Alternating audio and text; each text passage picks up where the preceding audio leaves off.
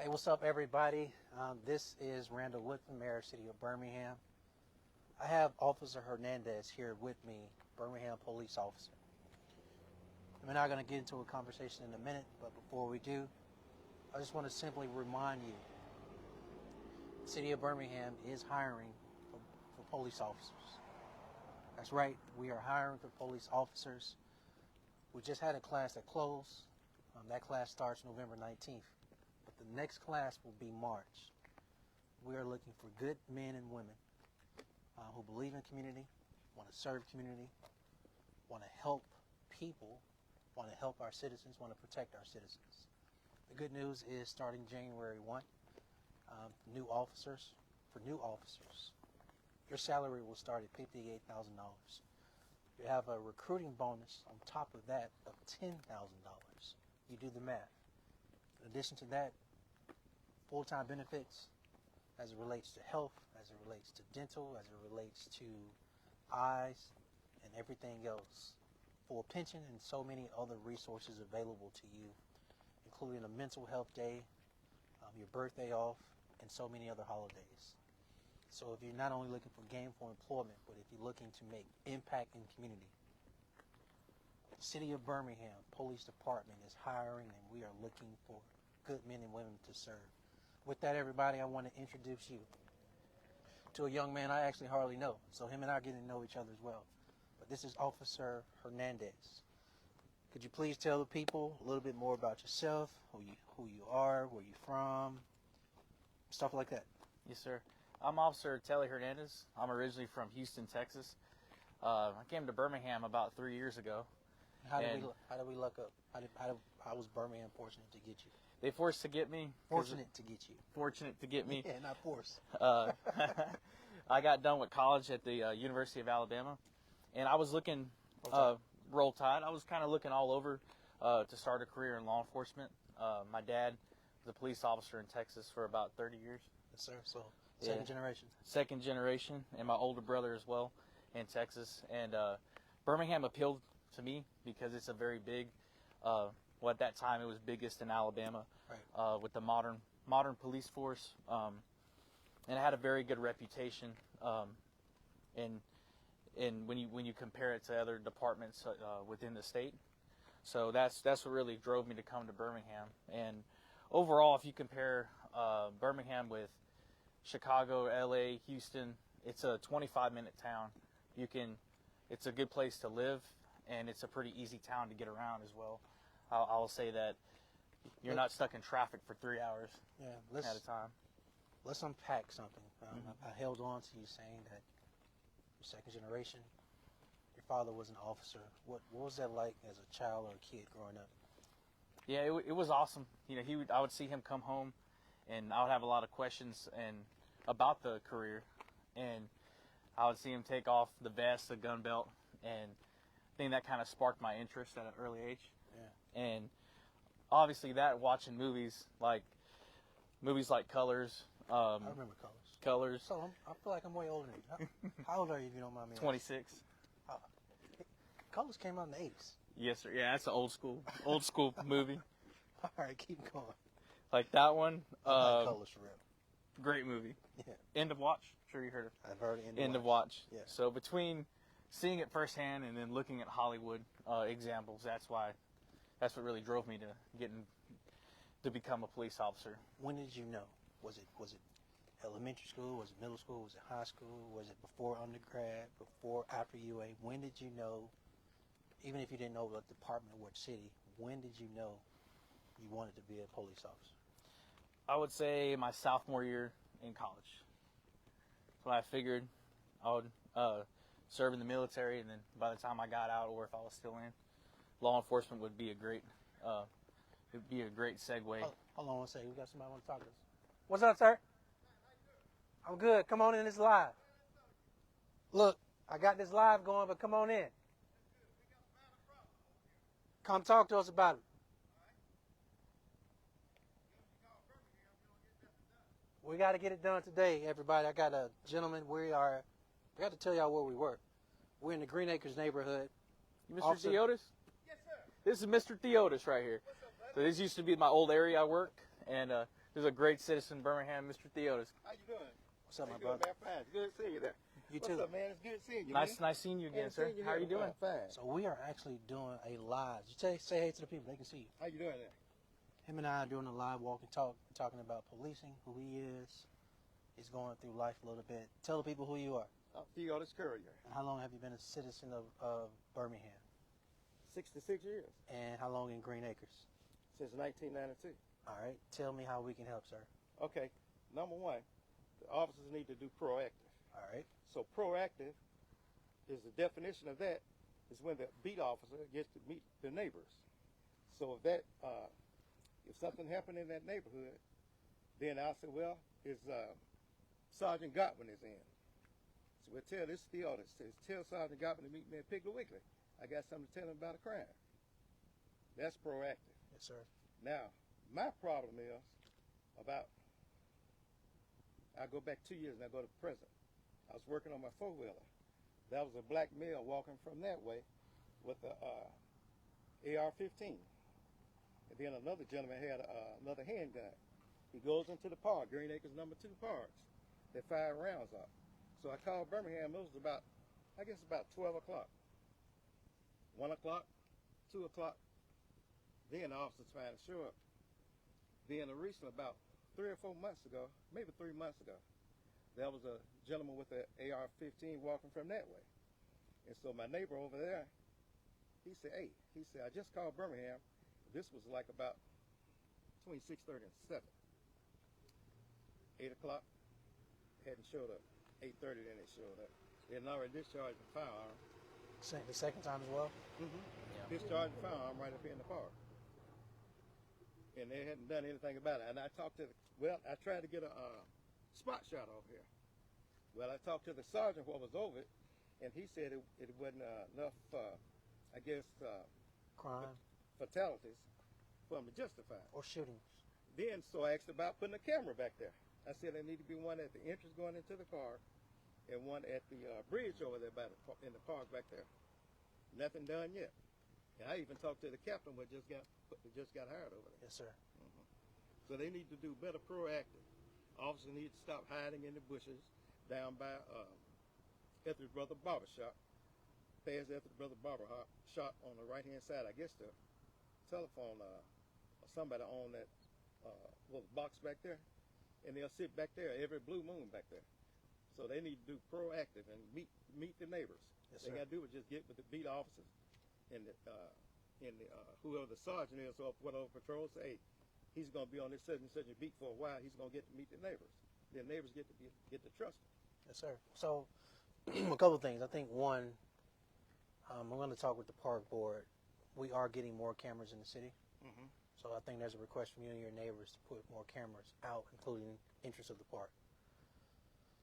Walking around with the AR-15 is interesting because walking and discharging are two different things, but I hear what you're saying. We need to have better response time. And see, what people forget. Can you tell me how does the call come in? What do you say on the call? Well, I tell dispatch there was a black male with such and such colors he's wearing, and he's got one of them had a desert color AR-15 he's walking with. Yes, sir. And that's how the calls go through. What is it? Can you tell them about the laws around that?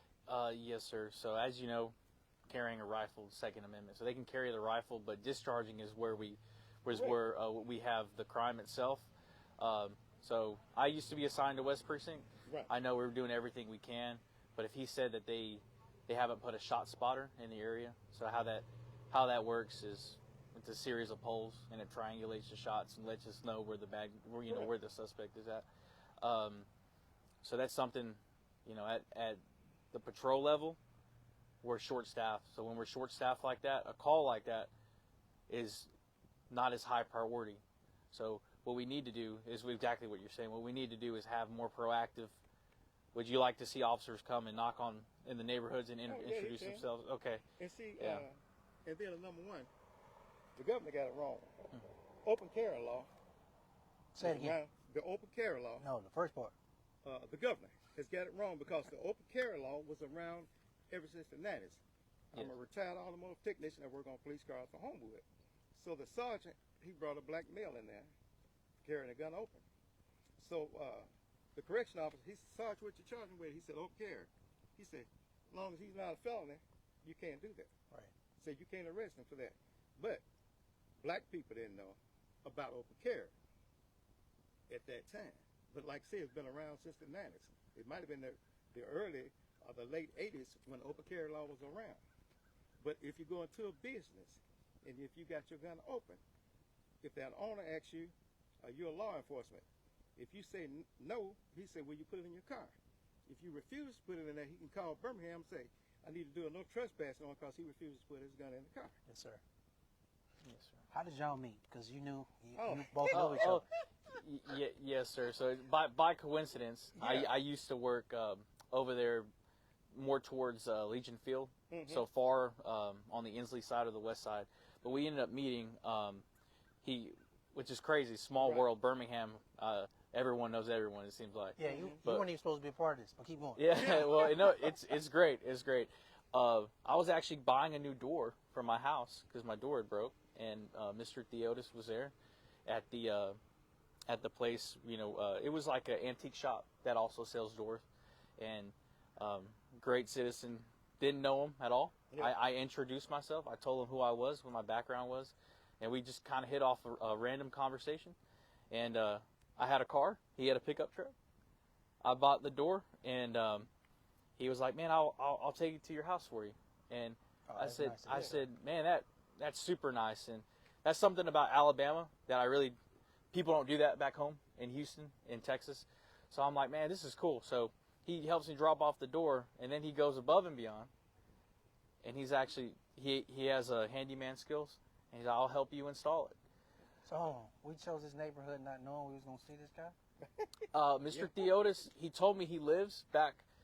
I just remember he lives near 57th Street, Inslee. So by chance, I now know where you live. Yeah, I Mr. just happened to see him on the camera.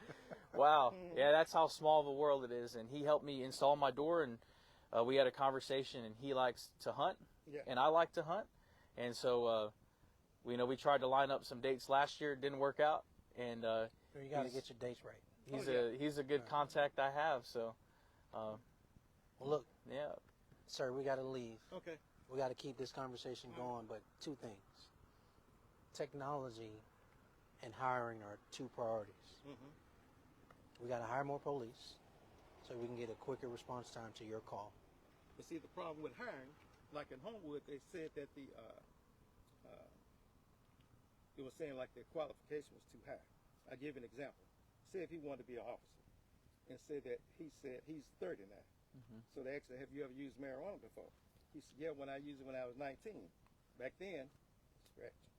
Well, I don't agree with that. I think That was back then, so I think 2024 proved people give people second chances, even when people been found guilty of crimes. correct. So Yeah. I think a 30-year-old applying to be a Birmingham police officer who smoked weed when they were 19 years old, I do not think that should be held against them.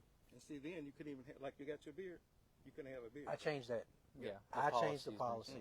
And they did Yeah. too in Homewood, but you Yeah. couldn't have a beard. I don't agree with that Technically, either. you had to be covered up. No, I mean, look, we want our officers to represent everyday citizens, blend into the community, be a part of the community. Community members have beards, our officers should be able to have beards. Community members have tattoos that show, officers have tattoos that show. I understand paramilitary, but they're not the military. They are able-bodied men and women who want to serve and protect community.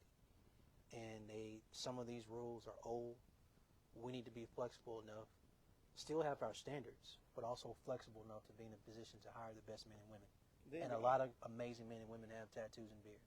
And then your officers need to go to classes where they have I forgot what was the definition, but it's to know how to communicate with the different races. You want to And- talk about any of that? And there's different races and different attitudes. Because I know like in certain police department, you had certain races of officers didn't care for them, wouldn't even spit on their grave. You want to talk about the training you've had as it relates to Yes, sir. dealing with other and communication problem solving conflict, Yeah, for sure. de-escalation? De-escalation tactics, interpersonal skills, communication skills. There's been times in my career I show up on a scene, either a domestic or a problem, and they're like, "Hey, you wouldn't understand." And and a lot of times my answer is, what do you mean I wouldn't understand? And oh, well, you're fill in the blank, Hispanic, Mexican. You don't know our background or where we come from. And in the academy, they do go over that. No matter if you were well off and you became a police officer, you have to treat everyone the same. But see, besides, the academy needs to change that, every so often, to do a class on that or a seminar on that. I agree, and we have every year we have to get 12 continuing education hours. They're not really focused on specifically that. They could be any kind of training, extra training. But if you've experienced anything like out of line, or if you've seen anything out of line, well then, I would definitely speak up and say something, or at the very least go to West Precinct and be like, hey, on this day and time, I witnessed this officer say or treat these people different than these people. And then one thing in closing, Mayor, you need to come up with some kind of help for men that's being involved in domestic violence. Back in the days, I was part of that, but it was nowhere for men to go get help. Now, I was hired through the personnel board, so there was the employee assistance program. But those counselors over there called me after hours. Called them after hours. Can't call me after hours. So, but men need assistance, and for especially when they had kids like I did. I had 5 children, 3 girls and 2 boys. Yes, sir. So I had to let my supervisor know what was going on. And then, because I had to be at work at 7, kids got to be at school at 8. Now, how am I going to pull this off? Yes, sir. So he let me take an hour for lunch in the morning time, and then I would let them sit there after school care. So, but men need somewhere they can go on domestic violence too. A lot of men won't say anything about domestic violence. Yes, sir. So they need some assistance in that some kind of way. I'll keep that in mind. I appreciate you. Good Look, talking to you. anything else you want to say to people before you go about Birmingham hiring police officers or Officer Hernandez? Anything you want to say? No, just need to hire some good officers and put them on the street and pay them well. We're paying them well. Y'all heard that.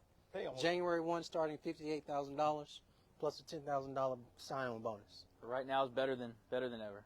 Oh, yeah. Yeah, it's for the city. Make Birmingham the highest paid back in '87. Homewood was. So make Birmingham the highest paid. Man. Yes, sir. Yes, sir. Have a good day, man. Nice too, seeing sir. you, Good Mr. talking Theodore. to you. You too. Good to see you. We had Yes, a sir. hunt now. Yes, sir.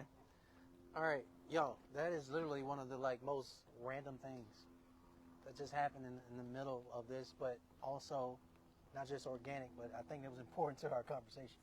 Yes, First sir. of Yeah, all- it was. First of all, y'all have met before. Yeah, that's the chances of that happening were extremely low. Probably 3% out of 1,000.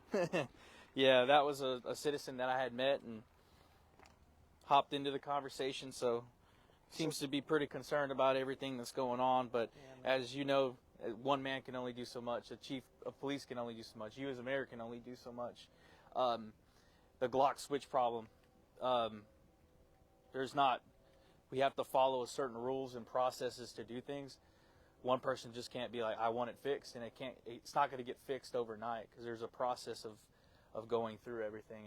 And that's something that a lot of times when we get complaints, there's only so much and so far we can go with it because it starts at the top down, not at the bottom up. So I want to learn. I want the people, and I personally also want to learn more about you. Tell us a little bit more about growing up in Houston, ethnicity, heritage, and how that has shaped who you are in the last 3 years you've been an officer. Yes, sir, for sure. So I come from a Hispanic background. My family originally is Tejano, so we're native Texan, also called Mexican American. 7th generation. So, which is very different about Texas and California and Birmingham. There's not very many 3rd generation and above here in the entire state of Alabama, but specifically Birmingham. So having that background and growing up in an area that is an international city. So my neighbor was from Mexico. My other neighbor was from Nepal, which is geographically between China and India. And then my other neighbor was from Louisiana. So I kind of had different interactions with different races, different ethnicities, different languages. And I think that was an eye-opener to me that really when it comes down to it, people are all going to have the same problems. Right. Problems know no race, they know no ethnicity. It's a mindset that I think our society has created. Well, this group of people doesn't have these problems because of X, Y, and Z. Coming from a place that is so multicultural and international, moving to Birmingham, I would say Birmingham or Alabama in general, has had a very old school approach to it. A lot of the areas that are here in Birmingham it's almost segregation by choice, unfortunately. But I think in the next 10 years or so, the state as a whole is probably going to change. More people are going to see things a lot different. Because this is where civil rights started, you get a lot of people that are that have an old ideas of old ways of thinking, and the old ways of thinking are not meant to stay, in my opinion. Right. Those old ways of thinking is what's going to hold us back as a state, as a city, and as a police department. So whatever progressive ideas that get pushed forward, as long as we're first to implement those, or among the first to implement the new ideas for what's right, then I'm down with that, and I think anybody else would follow that, mindset. What do you think should be some more progressive ideas or policies we need to implement for public safety over anything, whether it's hiring, retention, engaging the public, engaging residents? Yeah, for sure. Progressive in the idea of still meeting the criteria. It's important to still to hire people that are qualified. So a big word that's used is transparency. Right. So telling the public the truth. I think that's important, but also waiting until we have the truth 100%. Right. But progressive policies such as right now, you can't be a police officer if you have a felony, obviously, but misdemeanor convictions, like we were talking about, misdemeanor convictions that were a long time ago, looking past things like that, not having a quota per se, but looking at hiring more female officers, more officers from a different background, and the department has been doing better than ever, and now they have a bilingual pay. Oh, yeah. So they offer 5% more for bilingual pay. There's a few officers that actually speak other languages like French and Arabic.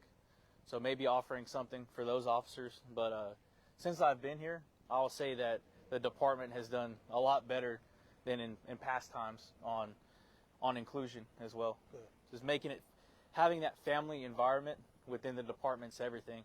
Because we're out here answering calls, depending on what unit an officer's in, answering calls, making traffic stops, engaging with the public. We know that as individuals, but it's important that the citizens know that we're not just out here. We're actually out here as robots. We're real people, and we know how to engage with people regardless of race, religion, background, ethnicity, all that.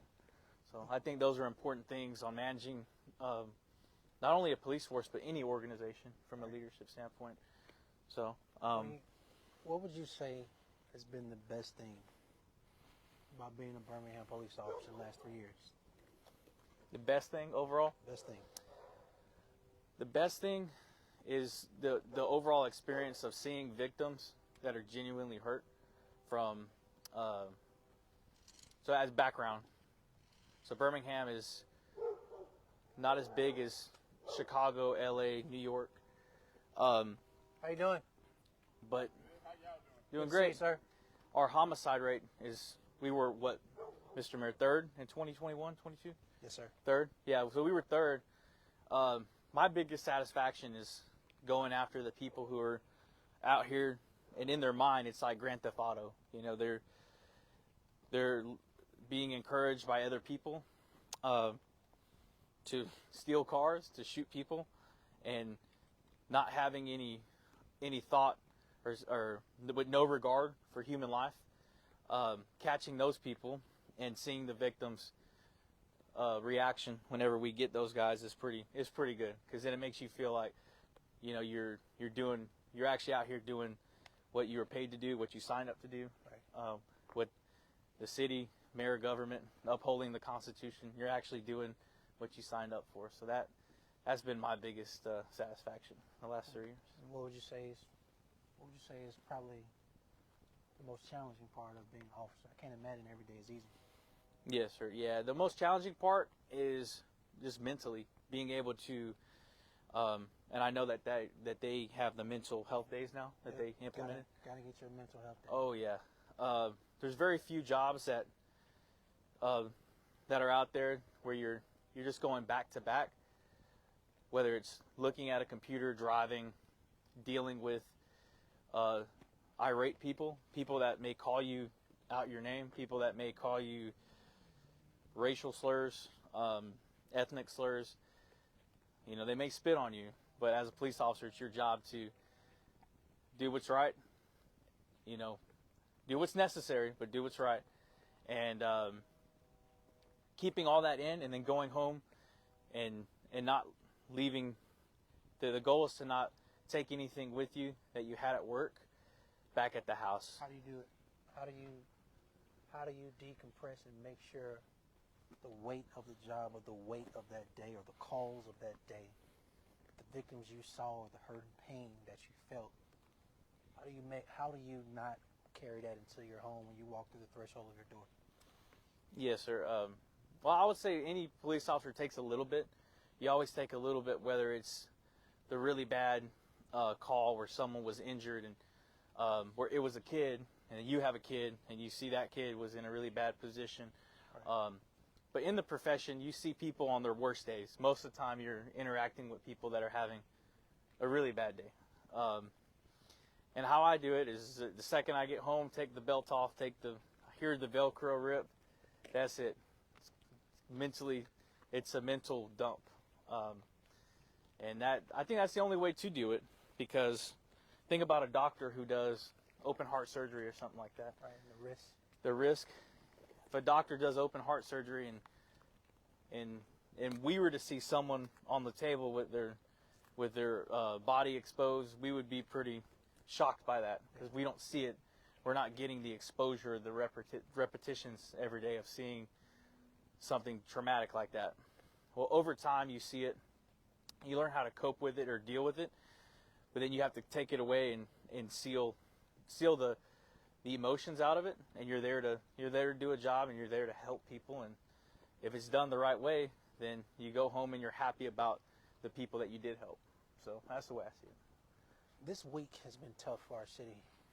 We have witnessed a dice game inside a house, a verbal altercation after a basketball game in a parking lot. Something took place inside of a car. A dice game in a house, police can't be at. Every city parking lot, or every private parking lot, police can't be at. Literally, what happens inside of a vehicle, police can't be there. What is it that you would say to our citizens to help Birminghamians better understand how to cool down or walk away? Because it seems to be that people are just shooting each other for the dumbest or stupid things here. Yes, sir. Yeah. What do you say to the people? Yeah. Well, what I would say, it goes back to what I'm sure you said on the news many of times, is there's other ways to resolve it. That is a hard question, but overall, when we were coming up, people would fight or fist fight or find other ways to settle an argument. The access to firearms, the access to fully automatic conversion devices like Glock switches, and that lifestyle being forwarded by whether it's music or a friend saying, hey, this is what we do, this is what is right in our mind, then it's too easy for them to say, oh, I don't like this guy, I need to delete him. And then they go out there and do it, not knowing the consequences of that action. So that's the sad part. Is there's what's crazy is that in Birmingham, like 95% of the crimes committed, there's very few by chance crimes, is what I've learned. Most of the crimes committed, the victim knows the suspect. And so with the victim knowing the suspect, that's what makes it really crazy, is that knowingly and willingly they know this person. It's not like they're a random human being and they're removing them from they're killing them. So the biggest thing is to think about the consequences of doing something like that. Think about the consequences when you could just walk away and enjoy your life, because folks who do engage in those activities, they typically get away with it for a little bit, but just the technology that law enforcement has now, the citizen that we were talking to, he mentioned it in that conversation. We were talking about it. Shot spotters, police officers have cameras posted up around the city, so they're not thinking about down the road, they're thinking about the act. And that's the thing, they don't know that there's so many ways, complex ways that they're going to be discovered, that the 17 or 18-year-old male is not thinking in that moment, oh, what are the consequences of this? More likely than not, they're not going to get away with it.